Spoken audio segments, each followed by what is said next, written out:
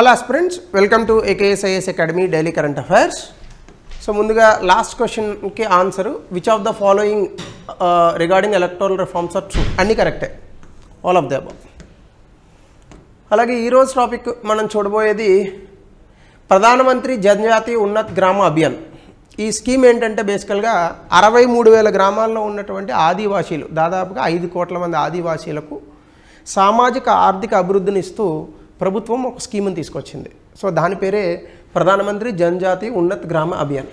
So ఇది బేసికల్గా ఏంటంటే socio economic conditions of tribal communities, అంటే ఆదివాసీ సమూహాలకు సామాజిక ఆర్థిక అభివృద్ధిని అందించాలనేటటువంటి లక్ష్యంతో. అంటే బేసికల్గా ఈ నూతన ప్రపంచంలో వచ్చినటువంటి సాంకేతికతలను అందిపుచ్చుకోవడంలో కొంత ట్రైబల్ కమ్యూనిటీస్ కాస్త వెనకబడ్డాయని మనం అనుకుంటూ ఉంటాము. కానీ ఒరిజినల్గా tribal communities they live with the nature సాధారణంగా. అయితే ఈ లివింగ్ విత్ ద నేచర్ అనేటటువంటి కాన్సెప్ట్ ఏదైతే ఉందో అది పూర్తి స్థాయిలో ఉందా అంటే ఈ వచ్చినటువంటి నూతన టెక్నాలజీ ఏదైతే ఉందో ఈ టెక్నాలజీ వల్ల వాళ్ళ తాలూకా సాంప్రదాయాలు కూడా స్లోగా అంతరించిపోయాయి. అంటే మనం బేసికల్గా ఏ టైంలో చెప్పుకునేది ఆ టైంలో చెప్పాలి. కొన్నిసార్లు మనం ఏమనొచ్చు, ట్రైబల్ వ్యవస్థలో ఇబ్బందులు ఉన్నాయని చెప్తాం, అది ఆ పర్టికులర్ కంటెక్స్ట్కి చూడాలి మీరు. కొన్నిసార్లు ఏమనుకుంటాము, ట్రైబల్ వ్యవస్థ మిగతా వాళ్ళకన్నా ప్రకృతితో కలిసి జీవిస్తుందని చెప్తాం, అది ఆ కంటెక్స్ట్లో చూడాలి. అంతేగాని మళ్ళీ 2 కంటెక్స్ట్లను పట్టుకొచ్చి కలపకూడదు ఇక్కడ. ఓకే, ఈ కంటెక్స్ట్లో కనుక మనం ఆలోచించుకుంటే సో ప్రభుత్వం తాలూకా ఆలోచన ఏంటంటే ఈ నూతన అభివృద్ధి అనేటటువంటిది ఏదైతే ఉందో ఈ నూతన అభివృద్ధికి సంబంధించి ఈ నూతన అభివృద్ధి అనేటటువంటి దాన్ని ఈ యొక్క ఆదివాసీ కమ్యూనిటీలకు అందించాలి అనేటటువంటి ఉద్దేశంతో ప్రభుత్వం ఈ స్కీమ్ని తీసుకొచ్చింది. ఇందులో భాగంగానే అసలు షెడ్యూల్ ట్రైబ్స్ గురించి మనం కొంత ఇన్ఫర్మేషన్ తెలుసుకుందాం. ఈ స్కీమ్ ఏంటి, అసలు ఈ స్కీమ్ యొక్క ఆవశ్యకత ఏంటి, అలాగే ఈ స్కీమ్ని developmental action plan for schedule tribes అనే దానికని తీసుకొచ్చారు. అసలు ఇదేంటి, దీంతోపాటు ఇతర ప్రభుత్వ చర్యలు ఏమున్నాయి అనేటటువంటి అంశాలు మనం ఈ క్లాస్లో చూసే ప్రయత్నం చేద్దాం. ముందుగా న్యూస్లో ఎందుకు ఉందంటే యూనియన్ క్యాబినెట్ ఈ స్కీమ్ని అప్రూవ్ చేసింది. ఇది ఏం చేస్తుందంటే ట్రైబల్ కమ్యూనిటీస్ చెప్పాను కదా, 63,000 గ్రామాలకు సంబంధించినటువంటి ఆదివాసీ కమ్యూనిటీలకు సామాజిక ఆర్థిక అభివృద్ధిని అందిస్తుంది. అయితే ముందుగా మనం షెడ్యూల్ ట్రైబ్స్ గురించి చూస్తే దేశంలో మనకి దాదాపుగా 2011 సెన్సస్ ప్రకారం మొత్తం ఎస్టీలు 8.6% ఉన్నారు. అదే తెలంగాణలో అయితే మనకి ఎస్టీల యొక్క సంఖ్య 10% ఉంది, దేశంలో కన్నా ఎక్కువ పర్సంటేజ్ వైజ్. అలాగే మనకి ఇందులో notified tribes under article 324 of the Indian constitution ప్రకారం మనకి నోటిఫైడ్ ట్రైబ్స్ 730 నోటిఫైడ్ ట్రైబ్స్ ఉన్నాయి. అలాగే దీంతో పాటుగా 324 ఎలక్షన్స్కి వస్తుంది. అలాగే మనకి 275 క్లాజ్ 1 ఏదైతే ఉందో ఇది ఏం చెప్తుందంటే మన కాన్స్టిట్యూషన్లో grant in aid from consolidated fund of India for promoting the welfare of scheduled tribes. అంటే ఎస్టీలకు కన్సాలిడేటెడ్ ఫండ్ ఆఫ్ ఇండియా నుంచి ఒక గ్రాంట్ ఇన్ ఎయిడ్ అంటే తిరిగి ఇవ్వరు, ఆ డబ్బుల్ని వాళ్ళ యొక్క సంక్షేమం కోసం ఖర్చు పెడతారు. ఇలా కన్సాలిడేటెడ్ ఫండ్ ఆఫ్ ఇండియా నుంచి మనకి ఎస్టీల యొక్క అభివృద్ధి కోసము ఎస్టీల యొక్క సామాజిక అభివృద్ధి అంశాల మేరకు కొంత డబ్బులు అనేటటువంటివి ఇస్తాం. అలాగే మనకి పర్టికులర్లీ వల్నరబుల్ ట్రైబ్స్ అని 75 లిస్టెడ్ పర్టికులర్లీ వల్నరబుల్ ట్రైబ్స్ ఉన్నాయి. ఎక్కువగా ఇవి ఒడిశాలో ఉన్నాయి. దాంతోపాటుగా లార్జెస్ట్ ట్రైబల్ గ్రూపు మన దగ్గర ఉన్నటువంటిది ఏంటంటే భిల్ ట్రైబల్ గ్రూపు, వీళ్ళ తర్వాత గోండ్స్. అలాగే ట్రైబల్ పాపులేషన్ అత్యధికంగా ఉన్నటువంటి రాష్ట్రం మధ్యప్రదేశ్. సో ఇలా మనకి ట్రైబల్ ఇన్ఫర్మేషన్స్ తీసుకోవచ్చు. అయితే ఒకప్పుడు మనకున్నటువంటి వీటి ప్రకారం అసలు రాజ్యాలు రాకముందు అందరూ ట్రైబల్ పీపులే అని కూడా మనకు కొన్ని థీరీస్ ఉన్నాయి. ఏదైనప్పటికీ చాలా వరకు ఉన్నటువంటి ట్రైబల్ పీపుల్ ఎవరైతే ఉన్నారో వీళ్ళు ఇప్పుడు వస్తున్నటువంటి నూతన అభివృద్ధికి కాస్త దూరంగా ఉన్నారు. సో వీళ్ళకి ఈ యొక్క అభివృద్ధిని అందించాలనేటటువంటి ఉద్దేశంతో ప్రభుత్వం ఈ యొక్క స్కీమ్ని తీసుకొచ్చింది. అయితే ఈ స్కీమ్లో ఉన్నటువంటి అంశాలు ఏంటి, ముందుగా ఇది centrally sponsored scheme. Sponsored scheme, sector scheme అని 2 ఉంటాయి. సెక్టార్ స్కీమ్ అంటే 100కు 100% దాని ఖర్చు కేంద్ర ప్రభుత్వమే భరిస్తుంది. స్పాన్సర్డ్ స్కీమ్ అంటే 60% కేంద్రం భరిస్తే 40% రాష్ట్రాలు భరించాలి. అదే స్పెషల్ కేటగిరీ స్టేట్స్కి అయితే 90% కేంద్రం భరిస్తే 10% రాష్ట్రాలు భరించాలి. అయితే ఈ స్పాన్సర్డ్ స్కీమ్లో ఏం చేస్తారంటే ఈ ట్రైబల్ ఫ్యామిలీస్ ఆదివాసీల యొక్క కుటుంబాలకు సంబంధించి సంక్షేమాన్ని అందిస్తారు. అలాగే ఇందులో ఎన్ని డిస్ట్రిక్ట్స్ కవర్ అవుతాయంటే 549 జిల్లాలు కవర్ అవుతాయి, 2740 బ్లాక్స్ అంటే మండలాలు కవర్ అవుతాయి.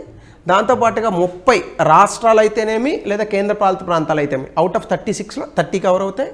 దాదాపుగా 63,000 గ్రామాలు కూడా కవర్ అవుతాయి. మొత్తం ఎస్టీ పాపులేషన్ కనుక మీరు చూసుకుంటే దాదాపుగా 10 కోట్ల పాపులేషన్ ఉంది 2000 సెన్సస్ ప్రకారం. కానీ ఇక్కడ దాదాపుగా ఈ స్కీమ్ డైరెక్ట్గా 5 కోట్ల మంది ట్రైబల్ పాపులేషన్కి హెల్ప్ చేస్తుందని అంచనా. ఆబ్జెక్టివ్ ఇక్కడ ఏంటంటే బేసికల్గా మనకి సామాజిక మౌలిక సదుపాయాలకు సంబంధించి అది విద్య కావచ్చు, వైద్యం కావచ్చు, అలాగే వాళ్ళకి కావాల్సినటువంటి లైవ్లీహుడ్ ఆపర్చునిటీస్ కావచ్చు, ఇవన్నీ కూడా రకరకాల స్కీములు పెడతారు. కేంద్ర ప్రభుత్వం పెడుతుంది ఎస్టీలకు, రాష్ట్ర ప్రభుత్వాలు కూడా పెడతాయి. ఈ స్కీముల్ని మర్జ్ చేసి దాని నుంచి వచ్చేటటువంటి డబ్బుల్ని ఈ ఎస్టీ పాపులేషన్కి ఇవ్వాలి, అది కరెక్ట్గా చేరాలి అనేటటువంటి ఉద్దేశంతో ఈ స్కీముని తీసుకొచ్చింది కేంద్ర ప్రభుత్వం. అయితే ఇందులో బేసికల్గా ఏం చేస్తారంటే 25 ఇంటర్వెన్షన్స్ అంటే రకరకాల చర్యలు, 25 రకాల చర్యలు ఉంటాయి. అందులో 17 మంత్రిత్వ శాఖలు ఇందులో కలిపి ఉంటాయి. సో దీన్ని మొత్తం ఒక అంబ్రెల్లా కింద పట్టుకొచ్చారు. అదేంటంటే development action plan for scheduled tribes అని, ఇది 5 సంవత్సరాలుగా జరుగుతుంది. ఈ development action plan for scheduled tribe. So ఈ డెవలప్మెంట్ ప్లాన్ కింద దీన్ని పట్టుకొస్తున్నారు. అంటే ఒక అభివృద్ధి ప్రణాళిక ఎస్టీల కోసం స్పెషల్గా తీసుకొచ్చారు.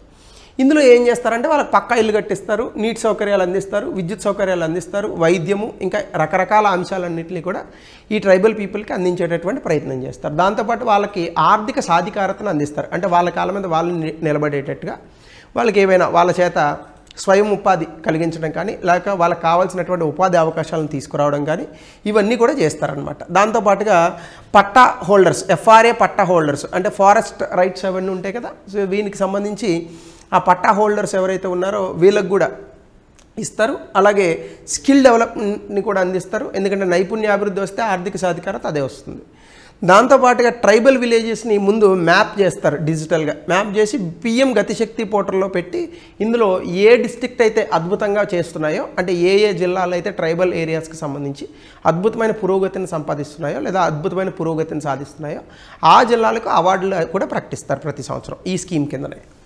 సో దీంతో పాటుగా అసలు ఎందుకు ఈ స్కీమ్ని తీసుకురావాలి అంటే బేసికల్గా మనం రిజర్వేషన్స్ అనేటటువంటి కాన్సెప్ట్ని ఎస్సీ ఎస్టీలకి ఇచ్చినప్పటికీ కూడా ఇన్ని సంవత్సరాలు దాదాపుగా 60 సంవత్సరాలు పైగా కూడా మనం రిజర్వేషన్స్ అందించినప్పటికీ ఈ ఎస్సీ ఎస్టీ కమ్యూనిటీలే ఇంకా బాగా బ్యాక్వర్డ్లో ఉంటున్నాయి. ముఖ్యంగా ఫార్వర్డ్లో ఉన్న ఎస్సీ ఎస్టీలు మాత్రమే రిజర్వేషన్ తాలూకా ఫ్రూట్స్ని పొందగలుగుతున్నారు తప్ప వెనకన ఉన్నటువంటి వాళ్ళు పొందట్లేదు అని ఈ మధ్య కూడా సుప్రీంకోర్టు ఒక జడ్జిమెంట్లో ఎస్పెషల్లీ ఎస్సీలకు సంబంధించి అందులో విభజన చేయాలి, సబ్ క్లాసిఫికేషన్ అన్న జడ్జిమెంట్లో కూడా క్లియర్గా చెప్పడం జరిగింది.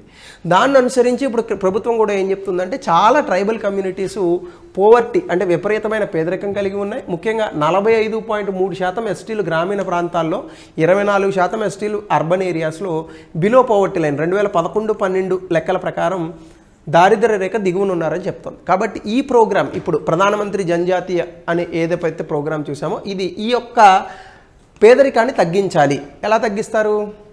వాళ్ళ కనుక నైపుణ్యాభివృద్ధిని ఇవ్వగలిగితే ఆ నైపుణ్యంతో వాళ్ళు సొంతంగా వాళ్ళకి ఇన్కమ్ సంపాదించుకునేటటువంటి ప్రయత్నం చేస్తారు.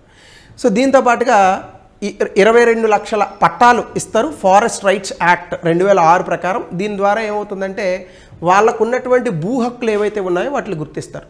బేసికల్గా మనకున్న బిగ్ ప్రాబ్లం ఏంటంటే when comes to STs land alienation అనేది చాలా ఘోరంగా జరుగుతుంది. అంటే ఎస్టీలకు సంబంధించినటువంటి ల్యాండ్స్ నాన్ ఎస్టీ పీపుల్ అంటే నాన్ ట్రైబల్ పీపుల్ చేజిక్కించుకుంటున్నారు. సో దీని మీద చాలా కమిటీస్ కూడా వచ్చాయి. ఈవెన్ ఆంధ్రప్రదేశ్లో అయితే 2004-2006లో కోనేరు రంగారావు కమిటీ అని ఒకటి వచ్చింది. సో అందులో భాగంగానే మనకి ఈ ఇబ్బందులు అనేటటువంటివి ఉన్నాయన్నమాట. ఆ కమిటీ చాలా క్లియర్గా చెప్పింది మొత్తం 3 లక్షల పైచీలకు ఎకరాలు ఉంటే అందులో 16,000 ఎకరాలు మాత్రమే ట్రైబల్ పీపుల్కి ఇచ్చింది ఆనాటి ఆంధ్రప్రదేశ్ ప్రభుత్వం. మిగతాదంతా కూడా వాళ్ళ చేతుల్లోనే ఉంది, నాన్ ట్రైబల్ పీపుల్ చేతుల్లోనే ఉందని చెప్పి ఆ కమిటీ రికమెండేషన్స్ కూడా ఇచ్చింది. అయితే లిటరసీ రేట్ కూడా మీరు చూస్తే ఎస్టీస్లో 59% ఉంది 2011 సెన్సస్ ప్రకారం. ఇది నేషనల్ యావరేజ్ 73 కన్నా చాలా తక్కువ. అలాగే 100 హాస్టల్స్ సమగ్ర శిక్షా అభియాన్ ఈ కింద ఎస్టీలకు సంబంధించి ఒక 1000 హాస్టల్స్ని ప్యూర్లీ ఫర్ ఎస్టీ పీపుల్ దేశమంతటా కూడా ఓపెన్ చేయాలని ఈ స్కీమ్ కింద టార్గెట్గా పెట్టుకుంది ప్రభుత్వం. ఇవన్నీ కనుక జరిగితే డెఫినెట్గా ఎడ్యుకేషన్ లెవెల్స్ అనేటటువంటివి పెరిగి వాళ్ళకి ఉద్యోగ అవకాశం ఉపాధి అవకాశాలు వస్తాయి. దానివల్ల డెఫినెట్గా వాళ్ళు ఎక్కువగా ప్రయోజనం పొందేటటువంటి అవకాశం ఉంటుంది. అలాగే దాంతోపాటుగా మనం కనుక చూస్తే నేషనల్ ఫ్యామిలీ హెల్త్ సర్వే ఇచ్చినటువంటి లెక్కల ప్రకారం స్టంటింగ్ వేస్టింగ్, అండర్ వెయిట్, అంటే ఇవన్నీ దేనికిది హెల్త్ కేర్కి సంబంధించినటువంటి ఇండికేటర్స్. ఇందులో ట్రైబల్ చిల్డ్రన్ చాలా ఎక్కువగా ఉన్నారు. అంటే స్టంటింగ్ అంటే మనకి బేసికల్గా ఏజ్కి తగ్గ హైట్ లేకపోతే స్టంటింగ్ అంటారు. అండర్ వెయిట్ అంటే ఉన్న వెయిట్ కన్నా తక్కువ ఉండడం, ఉండాల్సిన దానికన్నా తక్కువ ఉండడం. మనకు అందులో ఏదో అంటాడు కదా సినిమాలో చూడండి, మీ వెయిట్ ఎంత అంటే 62, అంటే ఉండాల్సింది కాదు పాప ఉన్నది ఎంత అనేడేమంటే 102 అంటాడు. సేమ్ ఆ రకంగా ఇక్కడ ఎస్టీలో ఉన్నటువంటి పిల్లలు 10 కిలోలు ఉండాల్సిన చోట 6 కిలోలే ఉంటున్నారు. ఈ రకమైనటువంటి అండర్ వెయిట్ ప్రాబ్లమ్స్ చాలా మెదడు మీద కూడా చాలా ఎఫెక్ట్ చూపిస్తాయి అన్నమాట. సో ఇది మిగతా కమ్యూనిటీస్ కన్నా ముఖ్యంగా ఎస్టీలకు ఎక్కువగా ఉందని చెప్తుంది నేషనల్ ఫ్యామిలీ హెల్త్ సర్వే. అలాగే సికిల్ సెల్ డిసీజ్ అని ఇది ఒక డిసీజ్. ఇది యాక్చువల్గా ప్రివెంట్ చేయొచ్చు ఈ డిసీజ్ని కూడా ట్రైబల్ చిల్డ్రన్కి సంబంధించి. ఎక్కువగా ఈ ప్రాబ్లమ్ ట్రైబల్ చిల్డ్రన్లోనే వస్తుంది. దీనికి సంబంధించి మనం మెడికల్ యూనిట్స్ కనుక పెడితే నేషనల్ హెల్త్ మిషన్ కింద ఈ యొక్క డిసీజ్ని తగ్గించేటటువంటి అవకాశం ఉంటుంది. అలాగే ముఖ్యంగా ట్రైబల్ కమ్యూనిటీస్లో ఇప్పుడు జరుగుతున్న అంశం ఏంటి, వాళ్ళకి సంబంధించినటువంటి కల్చర్ ఏదైతే ఉందో ఇప్పుడు వస్తున్నటువంటి పట్టణీకరణ వల్ల కానీ లేదా ప్రపంచీకరణ వల్ల కానీ అది అంతమైపోతుంది. ముఖ్యంగా యూట్యూబ్ వల్ల ఎక్కువే అంతమైపోతుంది.